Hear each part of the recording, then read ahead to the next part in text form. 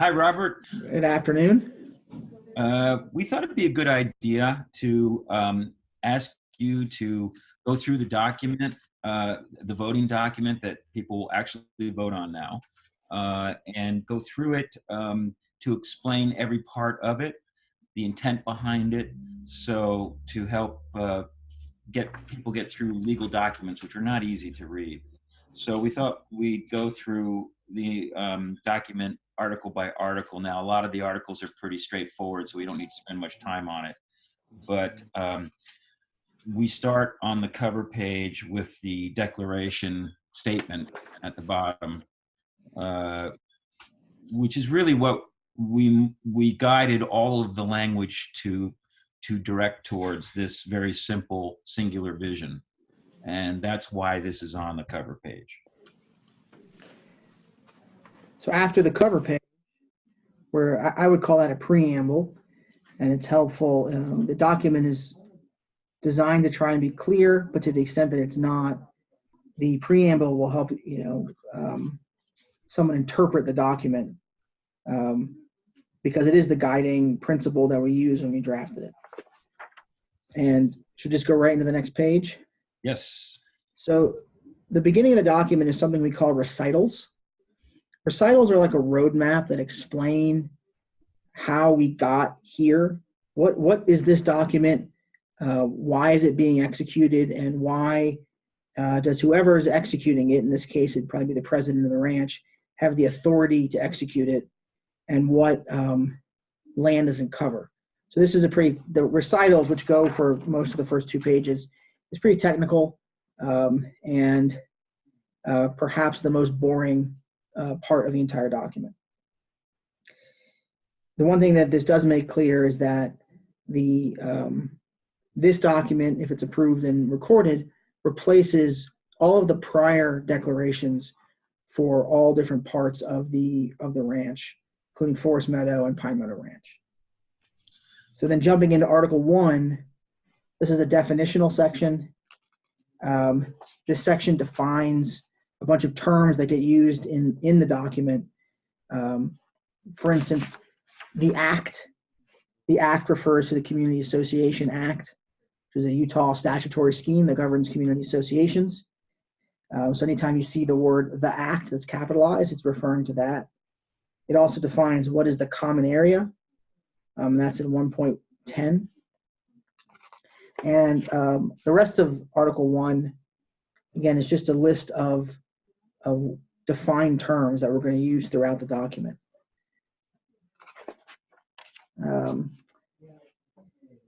Article 2 is also pretty straightforward.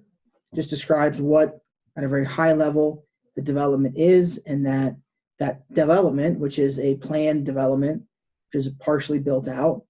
It's not a cooperative and not a condominium, and it's called Pine Meadow Ranch, and that all the lots in that development are bound by this document after it's recorded, after it's approved and recorded. Article 3 is also fairly straightforward. Article 3 describes what a lot is, and that basically a lot is everything within the boundary lines of the lot on a plat map. Whether it's part of the structure or not, still part of the lot. And it also states that the allocated interest of each lot in the association is equal, which means that each lot pays an equal share of the common expenses and has one vote. Of importance here is that the document's designed to encourage lots to be combined, so that if multiple lots are combined into one lot, which is really a county process, the resulting lot has just one allocated interest or one vote and one share of the assessment. You just have to let the association know that you've combined your 2 lots or your 3 lots into one lot. And again, Article 3 is not much of the document is exciting. Article 3 is not particularly exciting. But one thing just to keep in mind for people is that what this defines is that by having moved into the community and as a result, joined the HOA, you are now part of a larger community with community interests. It is not anything goes for an individual, and that is the necessity of a community organization to pool together resources to maintain roads, etc.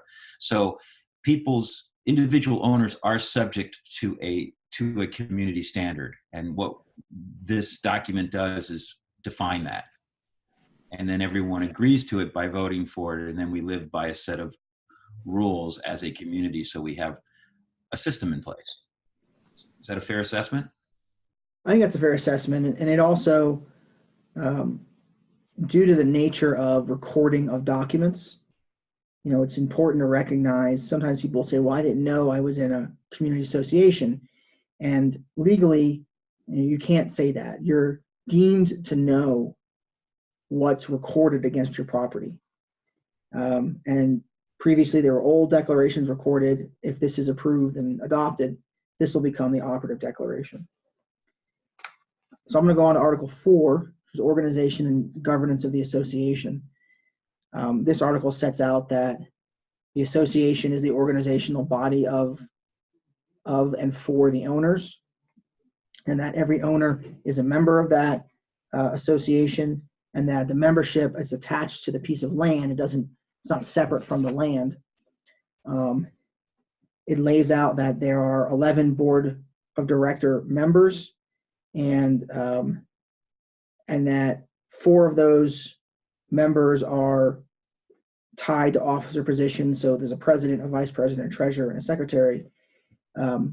Unlike other associations where the board itself will often pick who the various officers are, which is kind of the default for choosing officers. We've set it up to make sure that the ranch's current system stays in place, and the owners vote directly on who's going to be president and who's going to be vice president.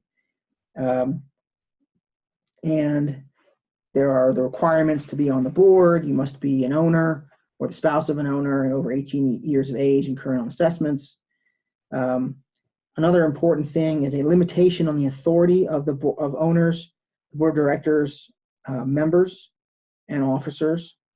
And it makes clear that it's the board as a group that acts, so that no individual board member can elect someone to the board or amend the documents, or authorize a deviation from the documents. It's only the board that acts for the association.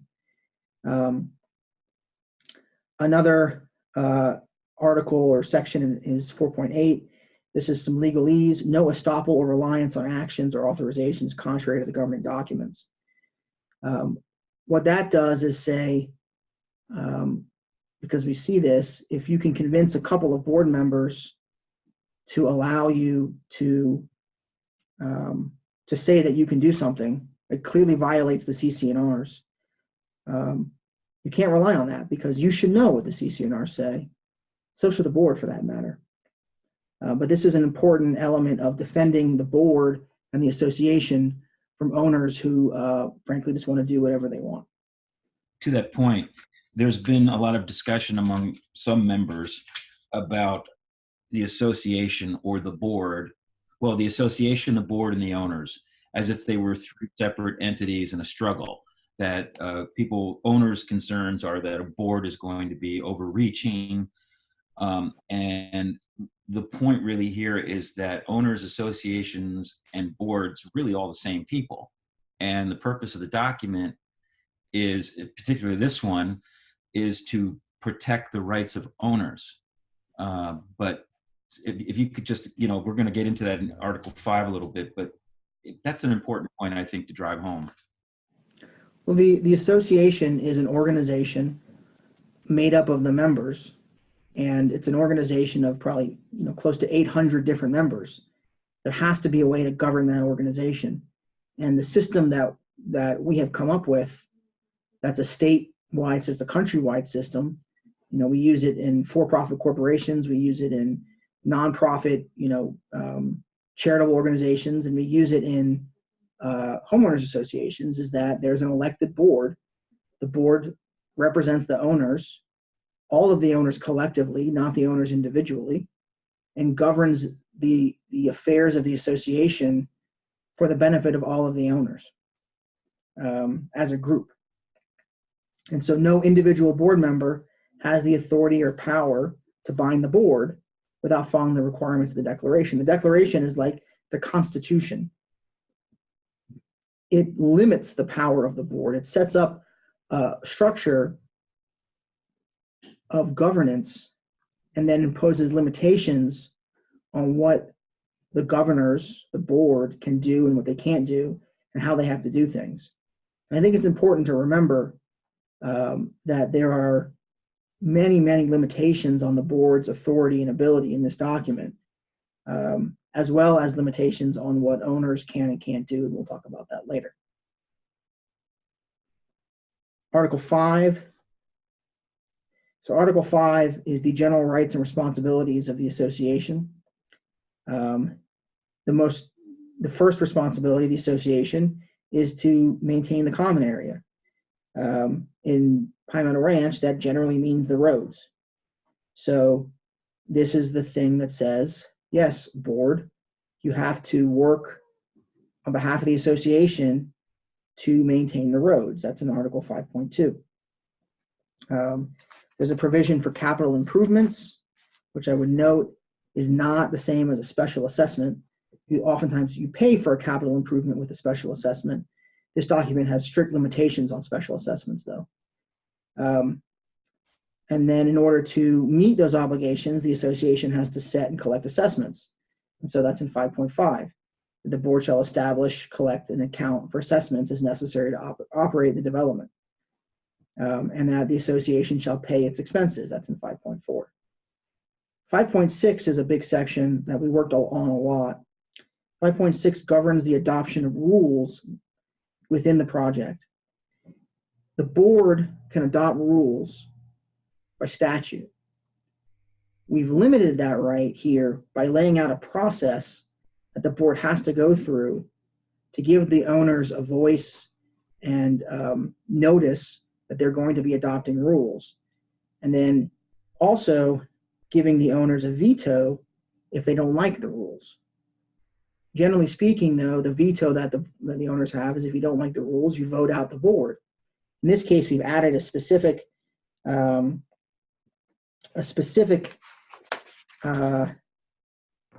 power that doesn't require you to toss out the board, but basically says if you can get 30% of the owners on the mountain, significantly less than 50, 30% to object to a rule, then the rule is voided.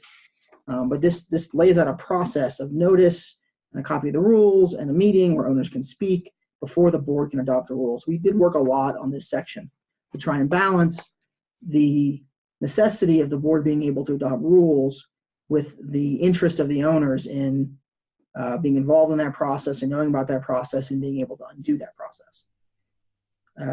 And there are multiple layers, as you say, of protections for owners against any potential board overreach.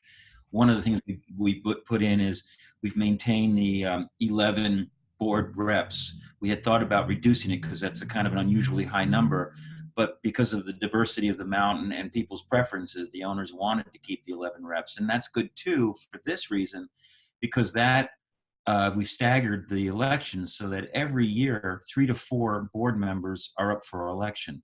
So it's very difficult to, let's put it this way, there's a healthy exchange of volunteer owners stepping up to the board every year to prevent that kind of potential fear of board overreach.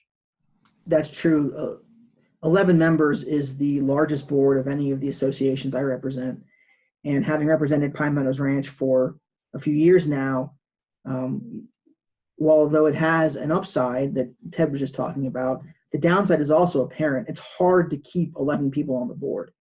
There's a lot of turnover because that's a lot of board members. But it does create a lot of owner oversight of that board and diffuses the power of the board amongst a lot of people.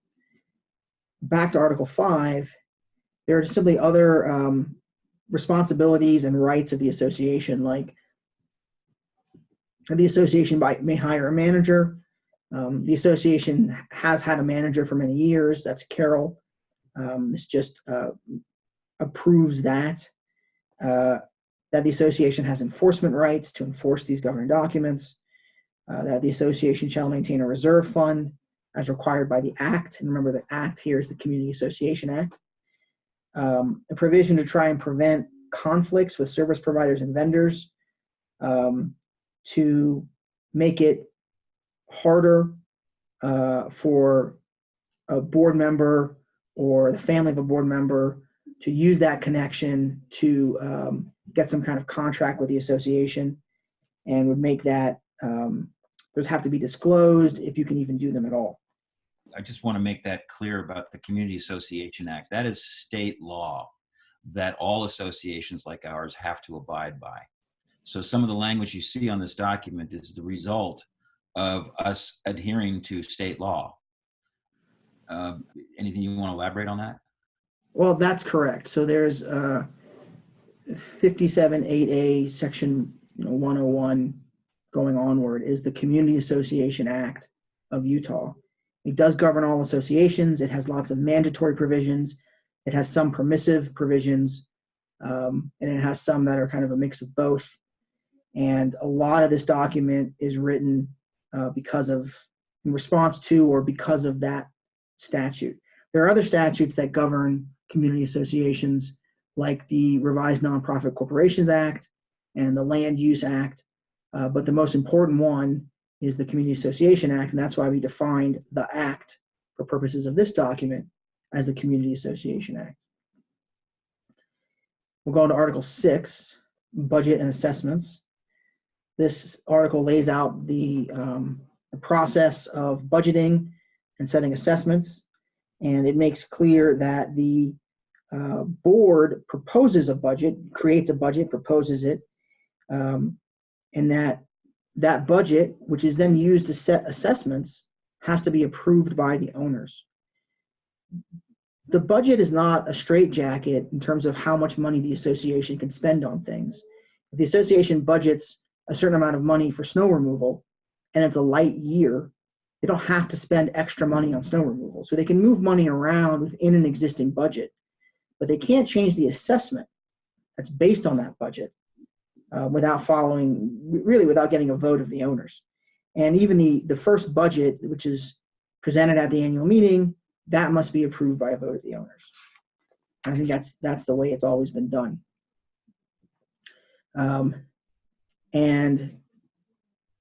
After the association sets a budget, they will use that budget to set the assessment, which remember is equal to all owners.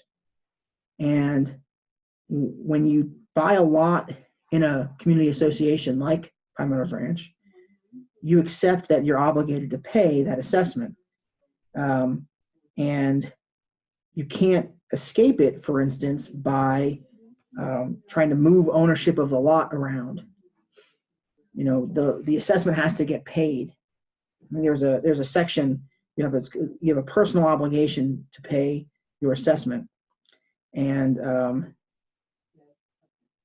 that if you don't pay your assessment, the association has the right to go to collect against you, and there are some charges and fees associated with that, and those also become due.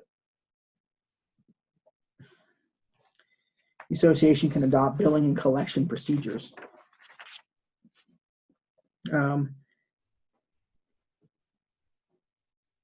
So special assessments to all owners, which are above and beyond the regular assessment, are permitted by Section 6.8, but only upon a majority vote of owners present in person or by proxy at a special meeting called for the purpose of voting on such special assessment.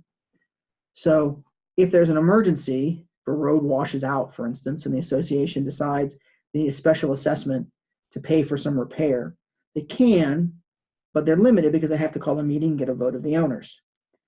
Another thing that this section provides for is what we call a special assessment to a particular lot. And that basically means if you damage the road and the association has to fix the road, that lot owner can be individually assessed the cost of doing that. And can be individually assessed the cost of bringing so that all the other owners don't have to pay for what one owner did. There are some other provisions in here, but generally speaking, it has to do with setting assessments, or setting the budget, approving the budget, and then setting assessments based on that budget. That connects to Article 7, which has to do with the collection of assessments. There is a initial late fee of $35, and then a subsequent late fee, I think it's $20 per month. I understand that that's pretty close to what the association does now, if not the same. I don't do the collections work for the association. Joint and several liability of owners and future owners for all past and presently accruing unpaid assessments. That's in Article 7.3. That does mean if you sell your lot and you don't, usually what happens if you sell your lot and you owe an unpaid assessment is it gets paid out at closing. That's what's supposed to happen. But sometimes people try to avoid assessments by transferring title and moving it around. And if you do that, you don't escape the liability for assessments. Somebody who owns the lot has to pay the assessment. Otherwise, it's not fair to all the other owners. And the association, most importantly, has a lien for the collection of unpaid assessments. The declaration itself is a lien, and that's provided by statute. If we go to collect, then we file what's called a notice of lien, which puts everybody on notice that, yes, the declaration is a lien and you haven't paid your assessment, and now the association expects you to do so. And there's a whole body of law about the priority of liens and how that works, and we don't have to get into it. Ultimately, if an owner simply refuses to pay his or her assessment, the association can file an action for unpaid assessment, or can pursue, by action I mean a legal action, or can pursue non-judicial foreclosure. Non-judicial foreclosure, I think, is it's a more inexpensive way, and it's very rare for collections to go all that far. Another section I know there's been some questions about is 7.7, which is the homestead waiver. In Utah, everyone has homestead protection from creditors. If you're using your homestead protection, that generally means you're being chased by creditors and you have very little money left.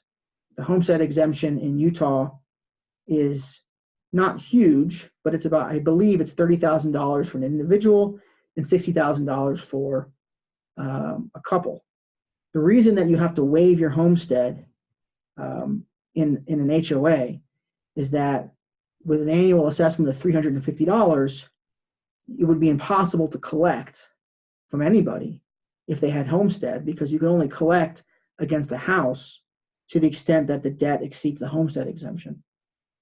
And the homestead waiver is provided by statute. I believe in putting it in the CC&Rs, even though it is provided by statute, because I think people should be on notice of it, because I don't think anyone, I think a lot of people don't read the CC&Rs, but almost nobody goes and reads the statute. And it's an important thing for people to understand. And it's also something that people raise when they don't pay their assessments. And again, it's easier to say, hey, that's in the CC&Rs, and it's not fair to all the other owners if people can skip on their assessments. This is law anyway. It's not an option we have, but we're putting it in the CC&Rs, as you say, to make it more clear. Yeah, the homestead exemption for CC&R, or excuse me, HOA collection is provided by the Act, provided by statute, the Community Association Act. But I believe it should be put in because I believe it's important and people should know about it. And I know that most people don't read the Community Association Act. All right, let's take a look at Article 8. Article 8 governs architectural review of construction on the project by the association. Most of the specific rules of what kind of material or colors or whatnot are allowed are not in this document. They'll be in separate architectural rules adopted by the association, which is the way the association has always done it.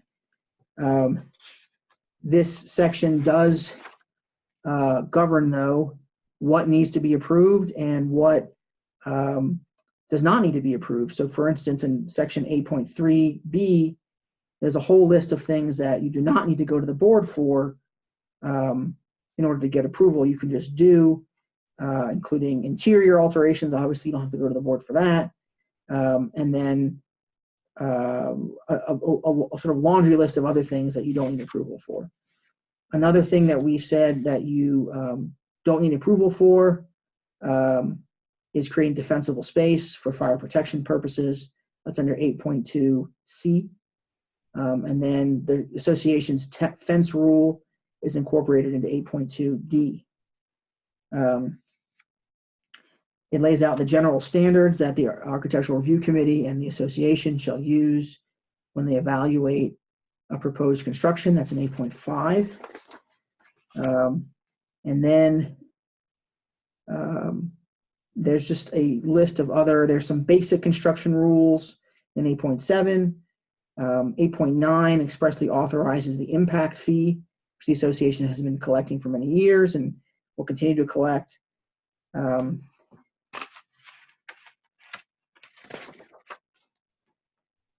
8.12 says that the association has a certain amount of time to respond. And if they don't respond within that period, then the project is deemed approved, so they can keep the association from holding up construction too much. And then 8.14, which I think is an important section and it's new, is a cap on the size of dwellings. For those of you who've been at the meetings, you know that this section was debated and worked on by the board and by the CC&R committee, by the owners quite a bit. It states that only one dwelling and one accessory dwelling are permitted per lot. All dwellings for human habitation shall be at least 400 square feet and shall be no more than 4,500 square feet of livable space. Livable space does not include reasonably sized decks and reasonably sized garages. Accessory structures are permitted only if approved by the board and Summit County and are less than 1,000 square feet. It might be worth explaining why we decided to, after getting support from the community when this question was raised, about limiting the size of home construction.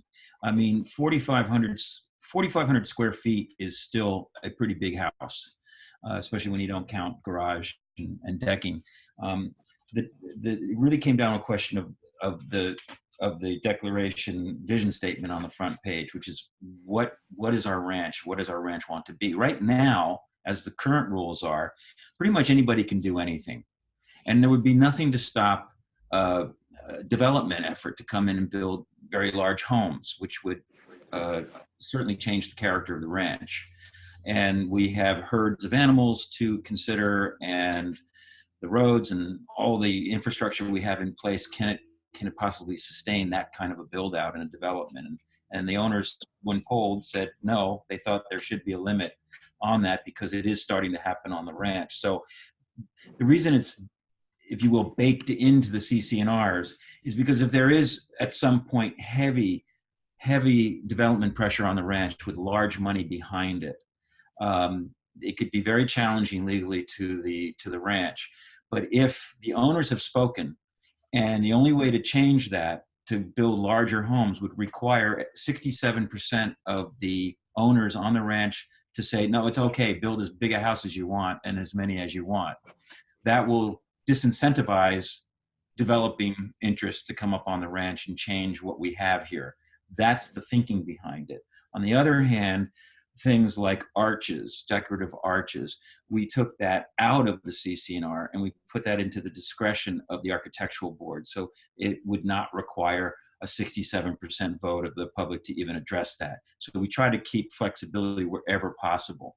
But the point of adding house size limits into a CC&R was ultimately to protect the larger interests of the community.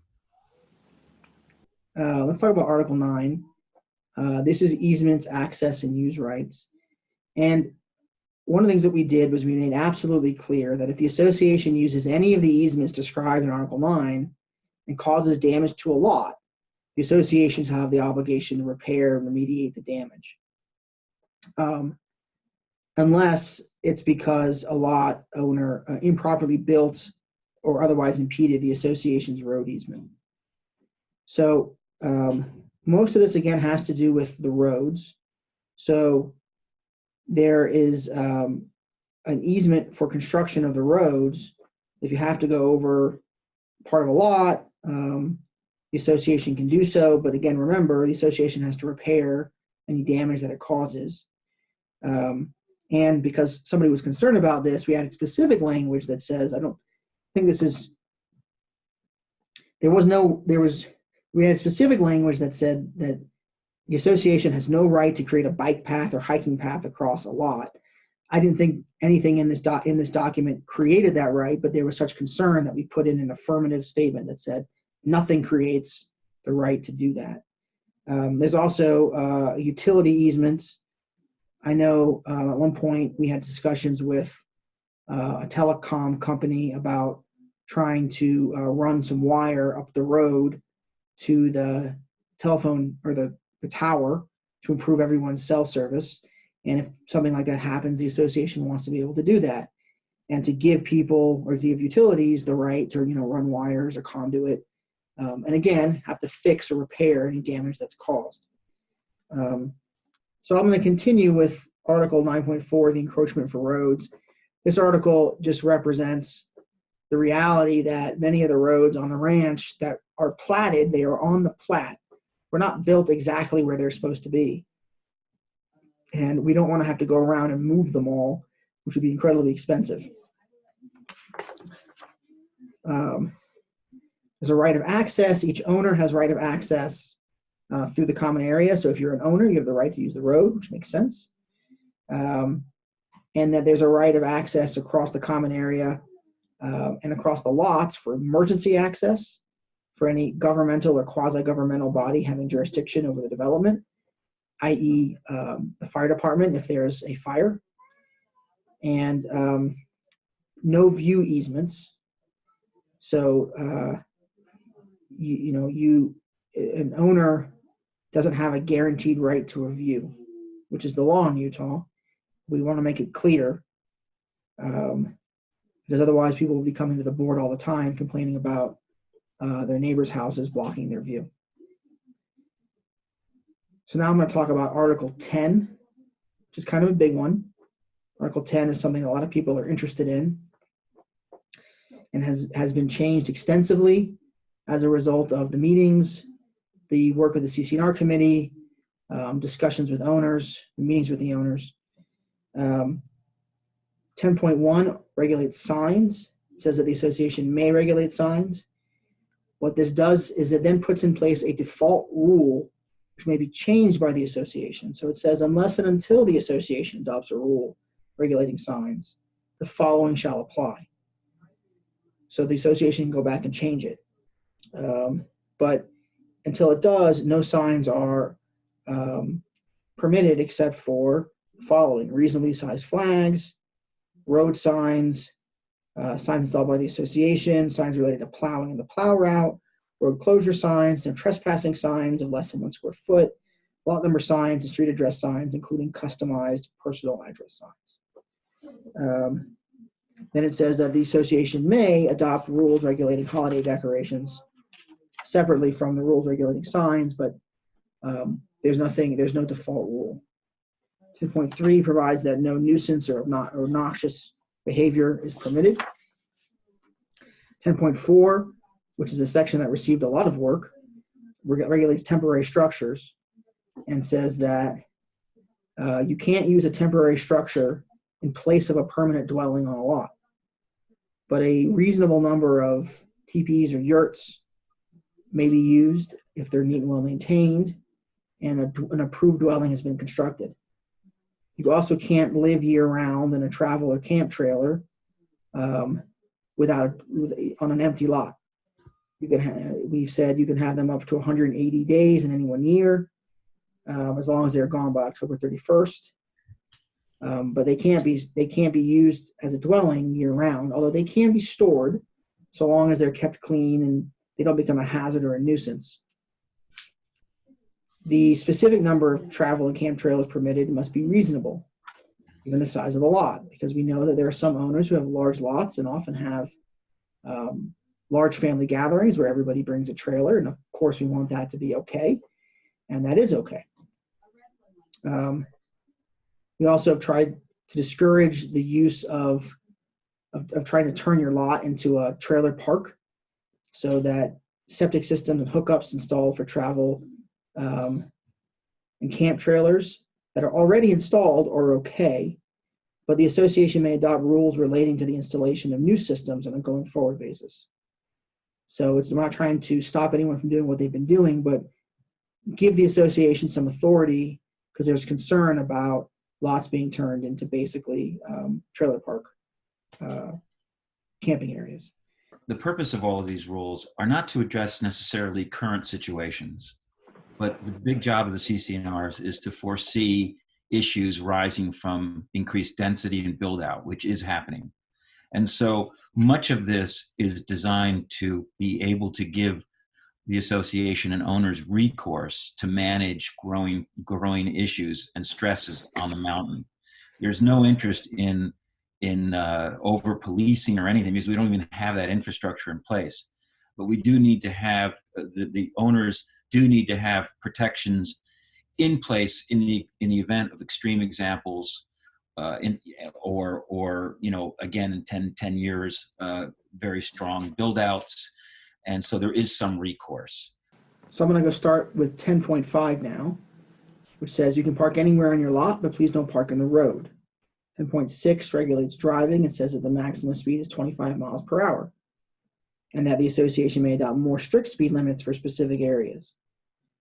It also says that off-road vehicles must have a properly functioning exhaust muffler system and a Forest Service approved spark arrestor. And then finally, it says that the association must adopt a winter driving rule, and unless and until the association adopts that rule, it creates a default rule to try and keep unsafe drivers and unsafe conditions off the mountain in the winter. And that was put in because when the existing CC&Rs were declared in the 70s, winter travel on the mountain didn't happen really, and now it's we have people commuting to work in the winter. We have builders, construction people coming up, and it's become hazardous for some people who are not coming up equipped properly. And in order to protect owners from those vulnerabilities and accidents and just blocking roads for hours on end, these rules address standards in the winter. So you can't come up the mountain, which is an extreme situation in the winter, unless your vehicle is properly equipped.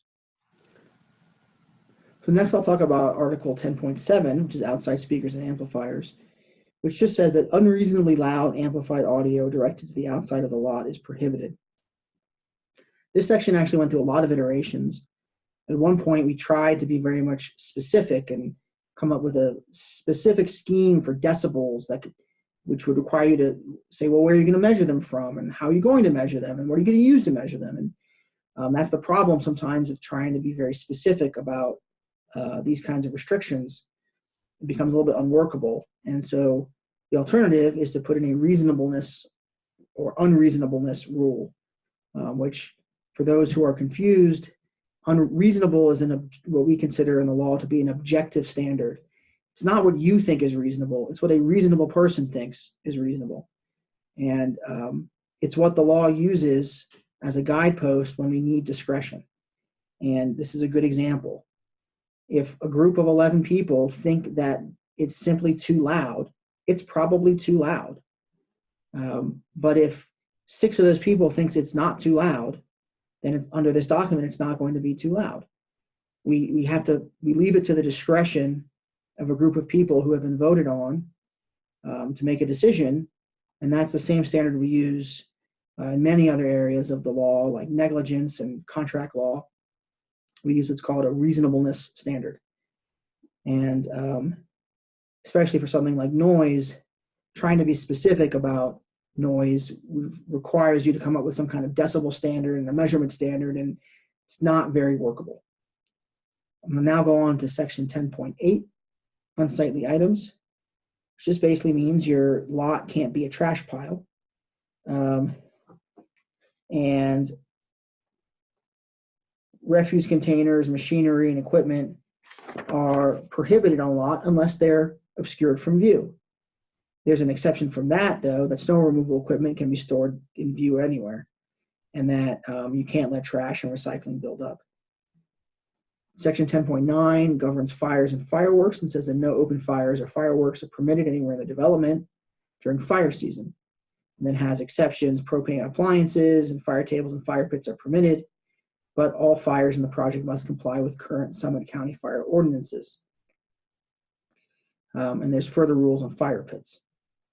In 10.10, it says that shooting of any type of firearm is strictly prohibited, and that practice bow shooting is permitted, but hunting, including bow hunting, is prohibited. 10.11 talks about snow removal and makes clear that you're responsible to remove any snow on your lot that you want to remove, and you can't push that snow into the road and block the road. 10.12 says that you can't stop up or dam a stream that runs across your lot.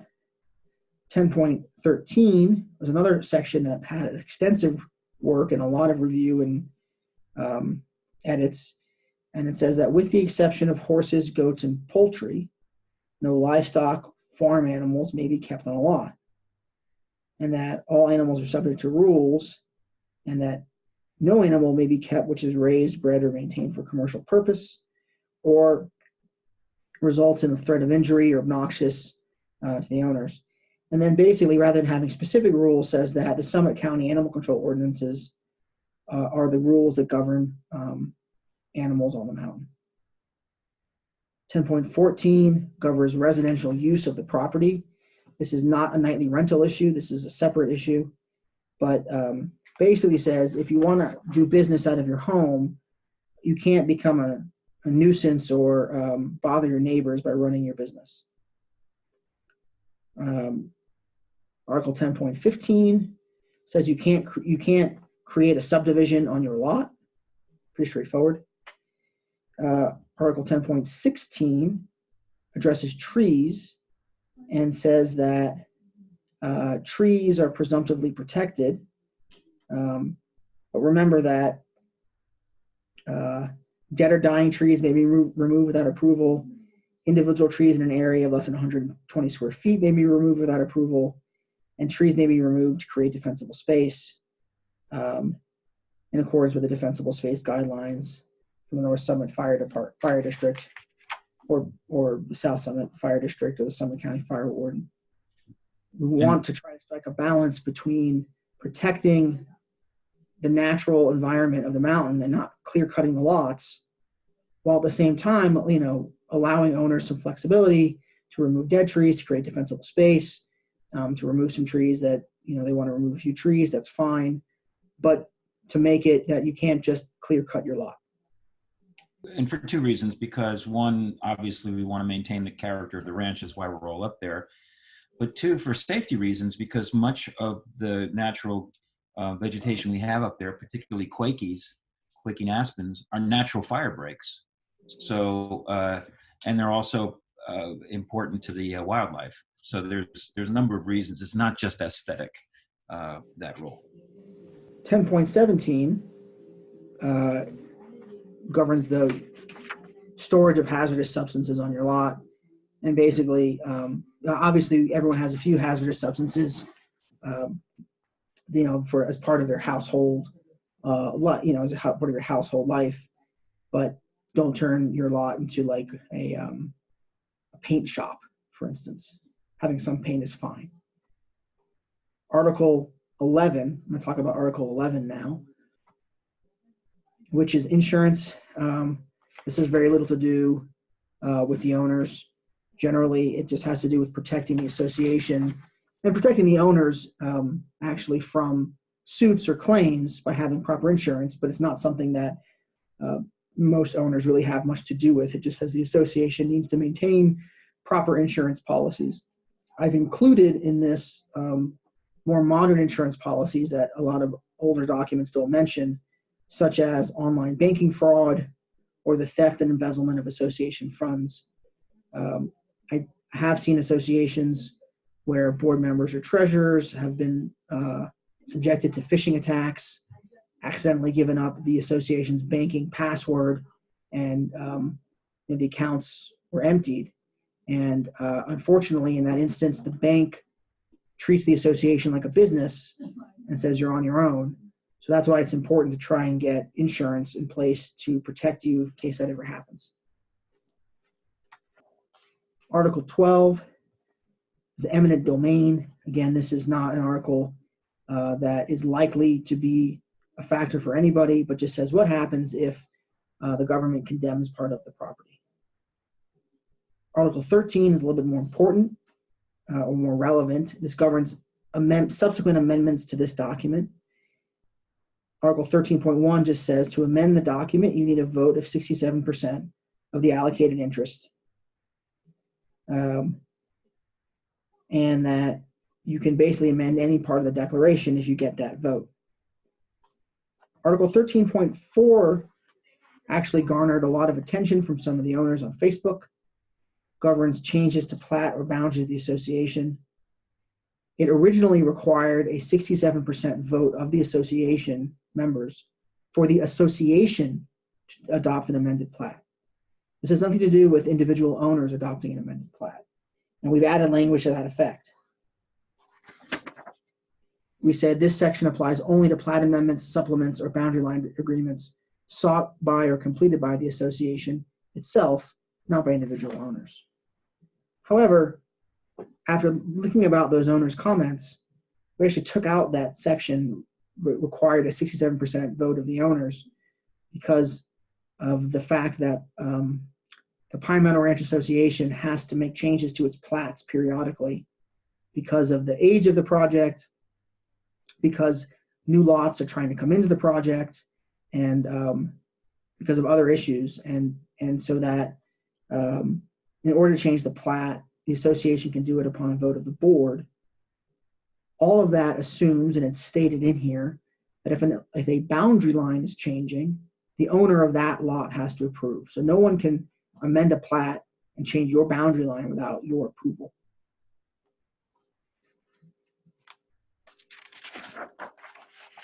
Let's see. There's also a section 13.6 that tries to make it easy for the association's board to allow new lots into the project, which has been done in the past many times when there are lots that are not on a plat, but they do want to be part of the project so they can get water. There's a section in 13.7 called Amendment to Conform to Law. This is a section that allows the board on its own to amend the CC&Rs if we figure out that a provision of the CC&Rs conflicts with the law, so that the association can change that without having to go to a vote. And this is particularly important when it comes to requirements for loans like Fannie and Freddie loans or FHA loans. Occasionally, they might look at your declaration, especially FHA loans, and find some provision. They say, we're not going to loan to this project because of this provision.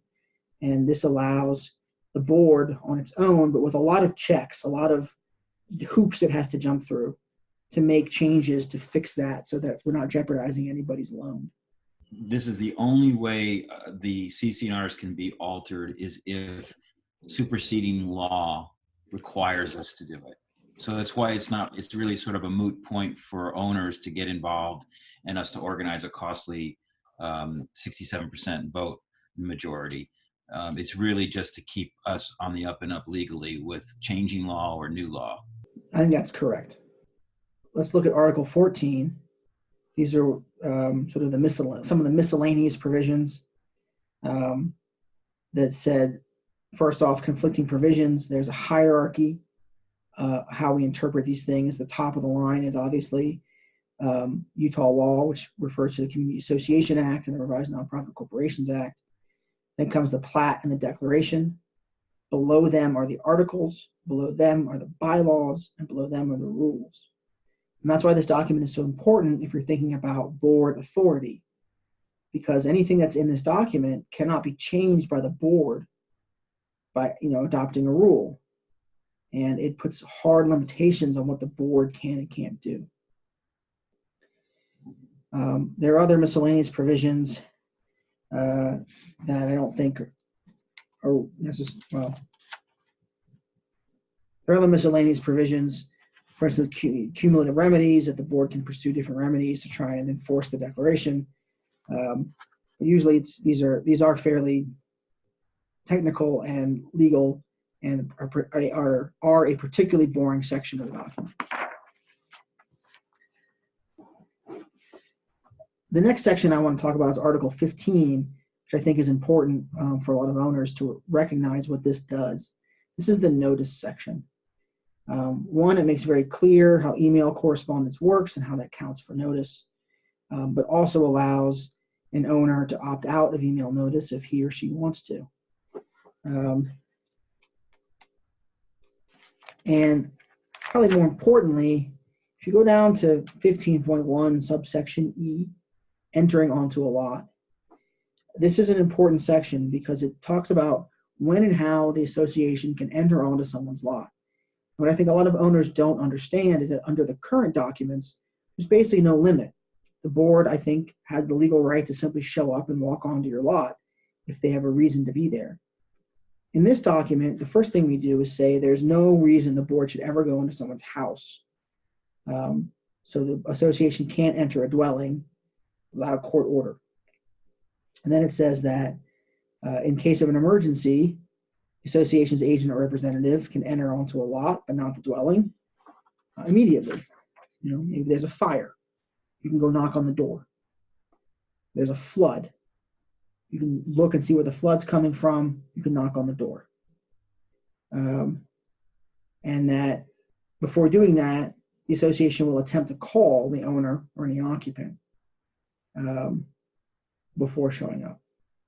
Any other entry onto a lot, the most typical example would be for construction inspection. Someone is building something that's been approved and it looks like they're building outside the conformance, outside of their approved plans. So the association wants to inspect. In order to do that, there's several hoops the association now has to jump through, including you have to give notice 3 days before the advance. The notice has to say who's coming, what time they're coming, why are they coming, and that the statement that the owner can be on the lot at the time. And that the association has to take reasonable steps to ensure that that notice is received. This is a big change from the old documents, and I think it's important when people think about what limitations or allocations of authority are being given to the board in this document, and this is an important limitation. There's also a section on giving notice to a lender, and then how owners can give notice to the association. Article 16. Go on to Article 16, attorney's fees and costs. This is a short article. It just makes clear that if there's a legal dispute between the association and an owner, that the association may assess the reasonable attorney's fees and costs associated with such enforcement to the owner. And that in any lawsuit that arises out of the declaration, the prevailing party, whether it's the owner or the association, or if it's a lawsuit between two owners, the prevailing party is entitled to an award of its attorney's fees and costs against the losing party. Article 17 is now very short. It simply says that the association shall maintain a reserve fund and get a reserve analysis done in accordance with the law. In a nutshell, what does that mean? So the law requires the association to get a reserve study. A reserve study is a maintenance plan and a funding schedule for the association's common elements. In this case, it's the roads. And the reserve study will say, your roads, we think will need this much work in this many years. And in order to meet that obligation, you should have a certain amount of money in your reserve. And then you can just try to build up the reserves to meet that, meet the requirements of the study. And all that is defined in the statute. So that's why that section is now very short. And much of the rules proposed here in this document are addressing existing rules. We're just better defining them so they're better applicable. And so, in fact, the thrust of this effort has been to change as little as possible and just define what's ill-defined and at times contradictory in our existing multiple sets of CC&Rs. So actually this process has been very conservative, all to say that the document's intention is to always work in the owner's interests, and where we could, we strengthened that language. I represent the association, which means I represent all of the owners as a group. I don't represent any individual owner. I don't represent the board. I don't represent any of the officers on the board. I represent all of the owners. So all of my advice is geared towards what I believe is in the best interest of the owners as a group on the mountain. And all this language is my attempt to follow through with what I think is in the best interest of all the owners as a group on the mountain. So does that mean that some owners are going to disagree with what I'm doing? Sure, yes. I mean, there's 800 lots, so on some topics there's probably 800 opinions, and they're going to be different.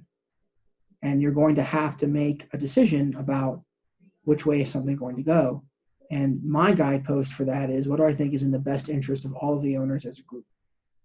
Let's talk about Article 18, leasing and non-owner occupancy. This is the section that prohibits short-term rentals. It's undergone a lot of changes, and it's not perfect, but it focuses on rentals as when you're letting someone sleep in your house and you're getting money in exchange. That's what makes something a rental.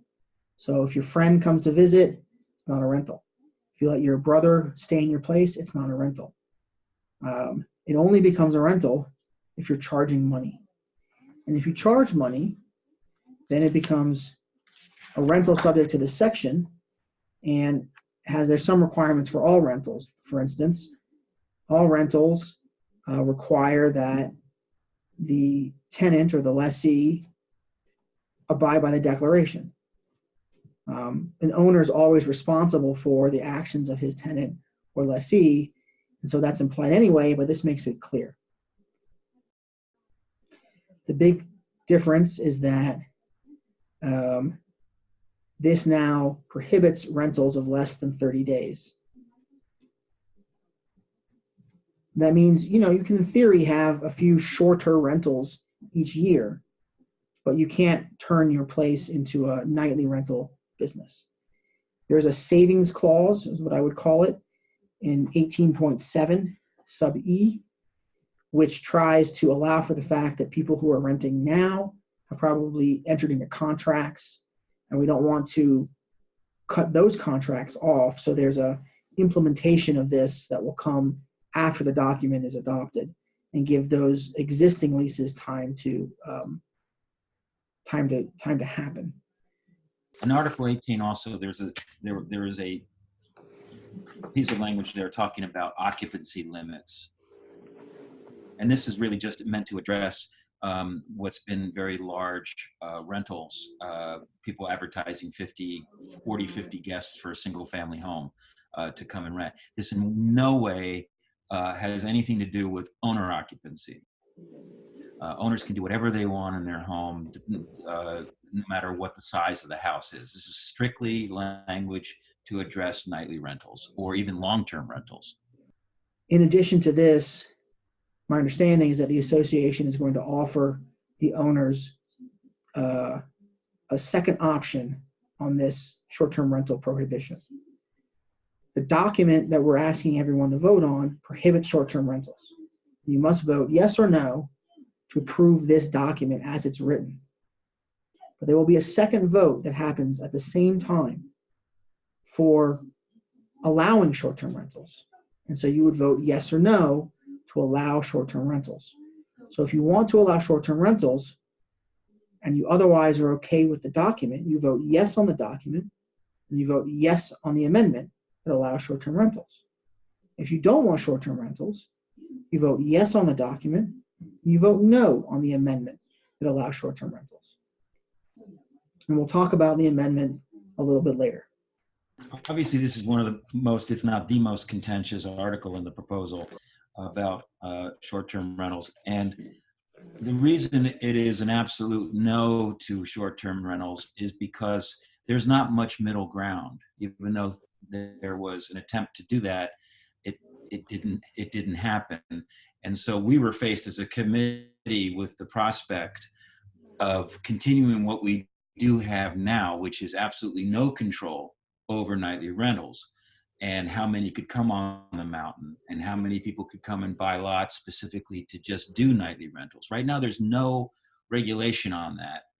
And so the thinking behind this was to essentially halt the uncontrolled situation and ban all nightly rentals or any rentals under 30 days. Long-term rentals are fine, but as a community, we stop the uncontrolled nature of it. It's not forever.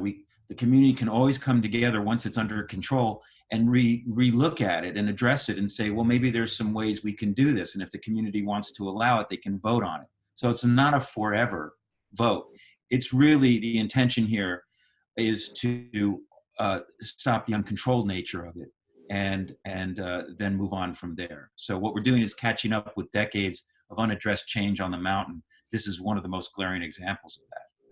All right, well, then I'm going to talk about Article 19, which is another section of miscellaneous provisions. We call them general provisions.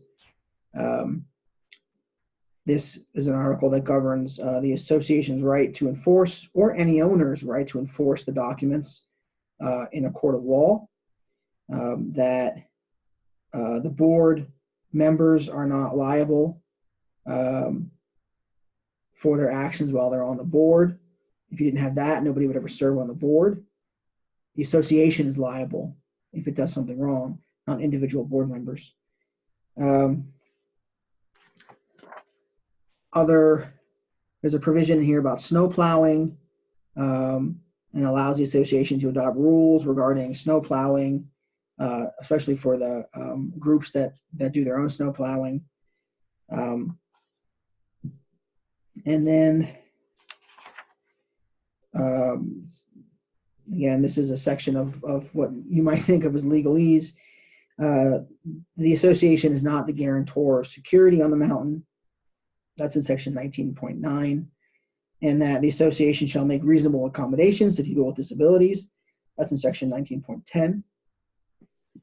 Another use of the term reasonable accommodations. And that's pretty much it for the CC&Rs. Can you explain in layman language what these security reasonable accommodations really mean? So a reasonable accommodation might be that somebody wants to put a large ramp in front of their house for a wheelchair, and normally the association would say, no, that doesn't fit with our mountain vernacular, that doesn't fit with our mountain style, we're not going to let you put in a big concrete ramp. But if someone's in a wheelchair, they're entitled to a reasonable accommodation related to that rule, and the association should grant it, and is probably required to by federal law. Another one might be, trying to think of another example that would be common for Pine Meadow Ranch.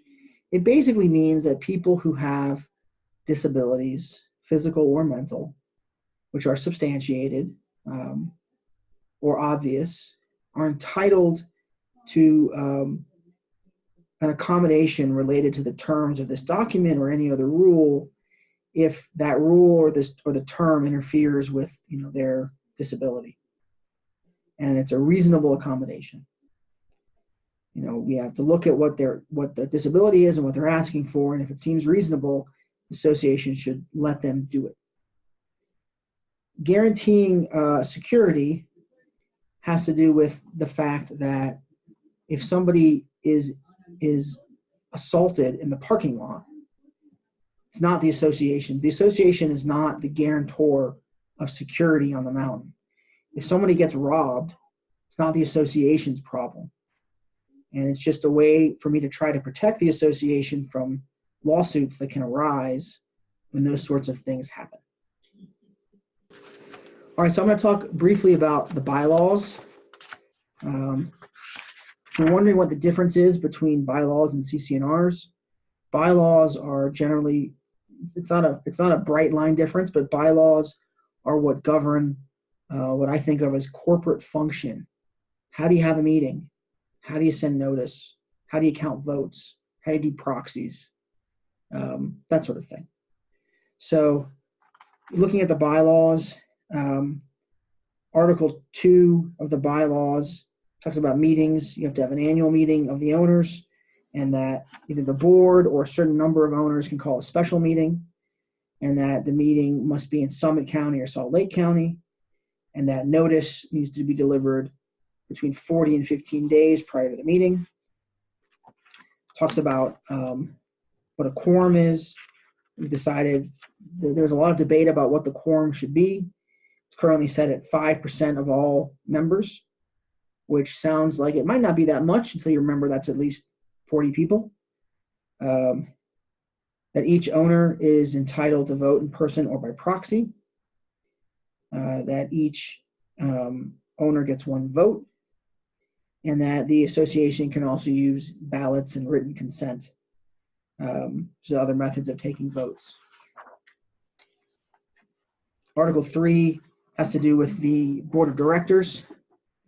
And this is an attempt to solidify and write in modern language what the association is currently doing, which is a little strange. And it's not something that you see in a lot of other associations.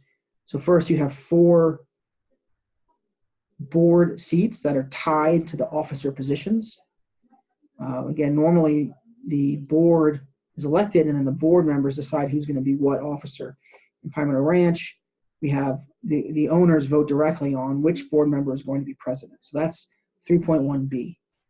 Then we have 3.1C, which are the area representative board seats. And this is the reason this is unlike most associations is because in most associations, everybody votes on all the board members. In Pine Meadow Ranch, only the members of each area vote on their area rep, and only members of an area can serve as an area rep. And so this attempts to write down that system into your bylaws and make it permanent. Also says that the term of each board member is 3 years, and the numbers are staggered, so it should be 4, 4, 3. Every year is only a certain number of board seats that are up for election. Then there's a section 3.3 about how you conduct a board meeting, and it says, for instance, that owners are entitled to attend board meetings unless the board is in executive session. And then talks about what executive session is and what can be talked about in executive session. Informal action and action by committee members without a meeting. That has to do with when the board votes by email, which they do sometimes, and how that process works.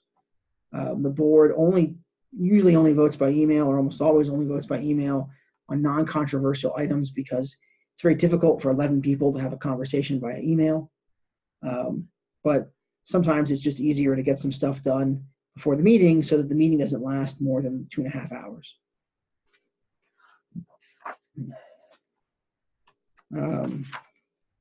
Let's see. This also talks about how board seats are filled if a board member resigns or is removed by the vote of the owners, which, by the way, can be done.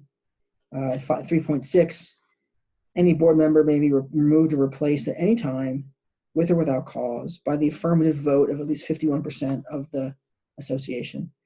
And if there is a vacancy, the board will appoint someone to that vacancy who will serve until the next annual meeting, at which point, if there's any time left on that term, there'll be a vote to fill the seat, and whoever's elected will serve out the remainder of the term. Article 4 governs or lays out the various responsibilities of the different officers of the association. Article 5 talks about creating subcommittees, how subcommittees are created, how they should act, and how people are appointed and vacancies are filled on those subcommittees. Article 6 is an indemnification section that basically says the association shall indemnify the board members and the subcommittee members, which goes back to a point I made earlier, that if it was easy to sue board members and they were not protected by these sorts of things like indemnification, nobody would ever serve on the board and the associations would be unable to function. So this is a pretty broad indemnification provision that helps protect board members and committee members to encourage people to vote, or encourage people to run and to serve. Article 7 governs amendments to the bylaws. It's the same required percentage of 67%, so that the bylaws, like the CC&Rs, can only be amended by a supermajority vote of the owners. Article 8 regards waiver of irregularities. So I think this is just sort of a funny section. What it basically means is that if you show up at a meeting and you don't object, you can't later object to, let's say, the notice of the meeting, because obviously you were there. And there's just a sort of hierarchy of different kinds of objections that people can make, and when they're considered waived, when you waive the right to make that, waive the right to make those objections. 8.2, however, makes clear that some irregularities cannot be waived, such as the failure to comply with the provisions of the declaration, or a failure to obtain the proper number of votes necessary for passage of a particular vote. And that's it for the bylaws. Great. And then lastly is the First Amendment, which is essentially the yes vote for nightly rentals. So the First Amendment to this declaration is styled or is drafted like an amendment to this declaration. It's not an amendment to the old declarations, because it modifies part of this declaration. And what it modifies is Article 18, which is the short-term rental section. What it does is remove the restriction on short-term rentals, so that now you can have rentals of less than 30 days. It also creates some framework for the association to try and deal with that by requiring a sum payment. The default payment is quite small, I think, on the part of short-term renters to the association, by creating a 3 strikes rule that would cause an owner to lose the right to use short-term rentals for a period of time if there's continued violations. And perhaps most importantly, requires that if you're going to be doing short-term rentals, that you have some kind of property manager or yourself, somebody who can be contacted in the event that your rentals are overly loud, obnoxious, or a nuisance. And then it allows the association to adopt other reasonable rules to regulate short-term rentals. So it is a amendment to the old, not the old document, amendment to the amended and restated document that we're voting on. It modifies Article 18. It removes the restriction on short-term rentals, so it allows short-term rentals, but creates a framework for the association to try and have some control over the short-term rentals, especially if they get big on the mountain. And it's important to note that someone listening might say, well, why don't we just have that if we're going to be able to control it? The problem that we as a committee looked at with that scenario is there's nothing in place now on the ranch to go through the management process of managing businesses on the ranch. We have a small volunteer board. Who's going to watch after it? Who's going to go after people? Who's going to levy the fines? Who's going to review things? So until the ranch has gotten to a point, matures to a point where there's either an on-site ranch manager specifically addressing nightly rental businesses, or some apparatus in control of doing it. This would ask the majority of actually all owners to pay for this enforcement, to pay for this management in place. And that is a big unanswered question. And that's why the committee chose to put a no rental policy in the document, in the main document, until these logistics are worked out at some future date. Robert, from a legal perspective, explain why it's important for people to at least consider voting one way or another for this proposal. I think there are several reasons to consider voting for this proposal. One is that I think it does include some important provisions that you don't currently have that it seems like the owners want, that are going to become more important as the ranch develops and as property values increase, such as the home size limitations and some more specific language about nuisances and keeping things under control. I think it's also important from a risk perspective because vague rules in old CC&Rs are a large reason that associations get into lawsuits. And we're trying to eliminate the ambiguity and the vagueness and be specific about things where it's reasonable to do so, and also to incorporate modern Utah HOA law so there's not an inconsistency between what the document says and what the law is. Because those are all things that lead to irate owners who file lawsuits. Third, I think there's just confusion because the association's old CC&Rs are confusing, and it's unclear what rules and documents apply to which parts of the mountain, and it would be good to try and fix that. And this document is designed in many respects to try and future-proof the association, to try and allow certain items to be modified by the board on a going forward basis without having to go back to a vote of the owners, subject to a lot of limitations.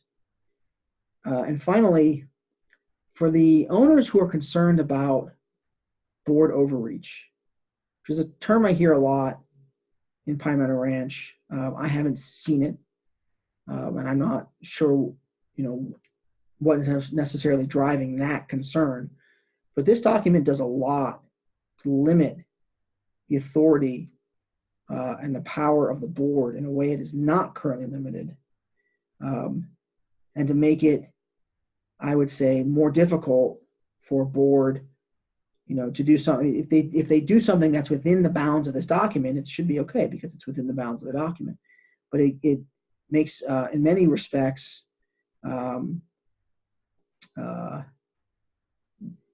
circumscribes the board's authority to act without approval of the owners, such as it puts a right of owners to veto rules that doesn't currently exist. It puts all kinds of restrictions on when an association can enter a lot that doesn't currently exist. It makes it clear that association can never enter a dwelling. That doesn't currently exist. It tries to clean up when and how the architectural committee and the board should be overseeing architectural and when they should not be. That doesn't really currently exist. And I just think there's a lot of